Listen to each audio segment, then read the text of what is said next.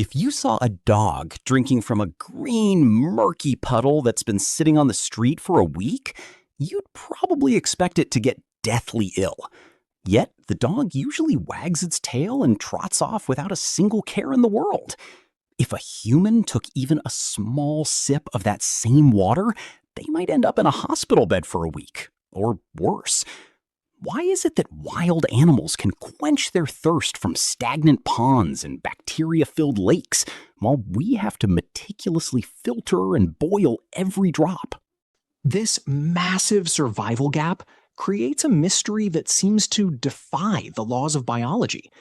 We often assume animals are simply tougher than us, but the truth is far more complex and fascinating.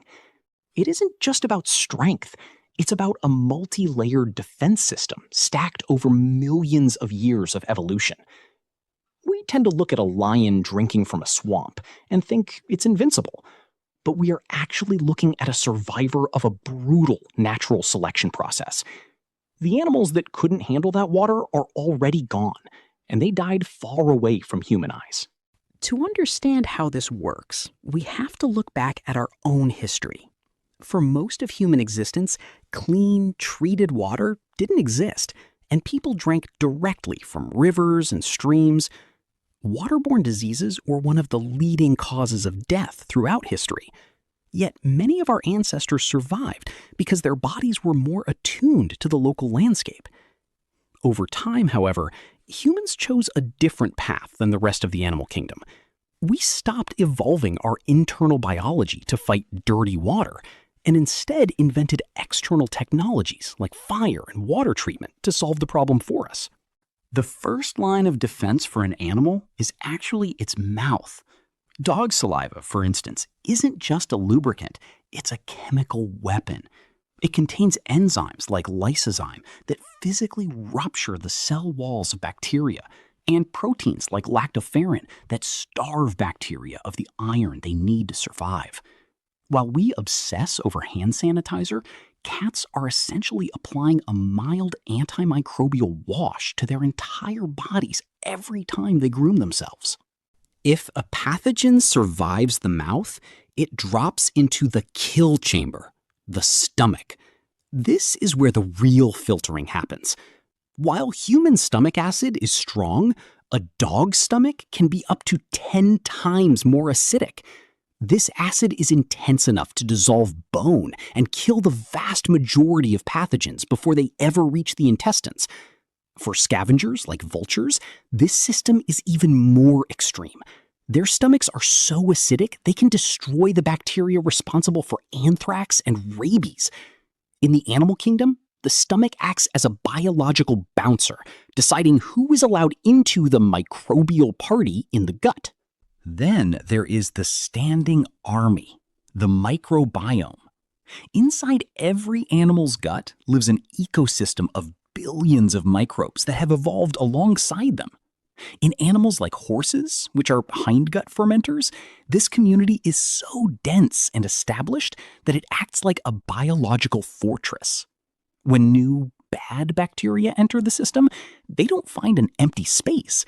They land in a crowded city where every niche is already occupied. The existing good microbes simply outcompete the invaders for resources, preventing them from setting up camp. One of the most famous examples of this resilience is the vulture. These birds relish meals that would be lethal to almost any other creature, including decaying carcasses crawling with maggots. Their systems have co-evolved with these bacteria over millions of years, resulting in a digestive tract that acts as a powerful filter for the dangerous microbes found in rotting flesh. They don't just endure the rot, they have adapted to thrive on it. Even in mammals that aren't scavengers, we see incredible adaptability. Wild animals like deer or howler monkeys often drink from the same local water sources every day. This repeated low-level exposure actually functions as a form of natural inoculation. Their immune systems learn the specific flavor of local germs and build a memory-based response to them. This is why a wild animal drinking from its native pond is in a very different position than one drinking from a brand new, unfamiliar source. If you take a domestic pet that has only ever had filtered tap water and let it drink from a wild stream, it could get very sick because its army isn't primed for those specific invaders. But here is the big reveal that challenges everything we think about our own biology. Humans didn't lose the ability to handle dirty water because we became weak. We lost it because we got smart. We essentially externalized our digestive process. When our ancestors harnessed fire to cook meat and tubers, they were pre-processing their food outside of their bodies. Cooking kills off the pathogens that a vulture's stomach has to work so hard to destroy. By using fire and eventually developing water infrastructure, we freed up a massive amount of energy that other animals have to spend on maintaining hyperacidic stomachs and giant fermentation chambers. We traded our kill chamber stomachs for bigger brains. Our biology is now permanently calibrated for cleanliness because we've spent thousands of years removing the contamination before it ever reaches our lips. We solved the dirty water problem with architecture and engineering rather than gut acid. And honestly, our solution scales better for a global population. This detachment from nature, however, has a double edge.